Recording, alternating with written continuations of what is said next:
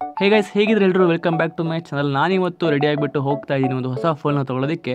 ಅದು iPhone 15. S, finally ನಾನು ಕೂಡ ಒಬ್ಬ iOS ಕಚ್ಚೋ ಫ್ಲೋ ಸ್ವಲ್ಪ ಆ ಕಡೆ ಹೋಗ್ಬಿಟ್ಟೆ. ಸೊ ನೋಡೋಣ ಹೇಗಿರುತ್ತೆ ಎಕ್ಸ್ಪೀರಿಯನ್ಸ್ ಅಂತ. ನನ್ನ ಫ್ರೆಂಡ್ನ ಕರ್ಕೊಂಡು ನಾನು ಹೋಗ್ತೀನಿ ಸಂಗೀತ ಮೊಬೈಲ್ ಶೋರೂಮಿಗೆ. ಅಲ್ಲಿ ಹೋದ ತಕ್ಷಣ ನಾನು ಕೇಳೋ ಕಲರು ಮತ್ತು ಸ್ಟೋರೇಜ್ ಇರಲಿಲ್ಲ. ಸ್ವಲ್ಪ ವೆಯ್ಟ್ ಮಾಡಿರಿ ಅಂತಂದರು. ವೆಯ್ಟ್ ಮಾಡ್ತಾ ಅಲ್ಲಿ ಇಲ್ಲಿ ಆ ಕಡೆ ಫೋನ್ನ ನೋಡ್ತಾ ಇದ್ದೆ. ಕೊನೆಗೂ ನನಗೆ ಕೈಲಿ ತಂದುಕೊಟ್ರು. ಸೊ ಸ್ವಲ್ಪ ಪ್ರೀಮಿಯಂ ಫೀಲ್ ಆಯಿತು. ನಾನೇ ಅನ್ಬಾಕ್ಸ್ ಮಾಡಿದೆ ಅದನ್ನು.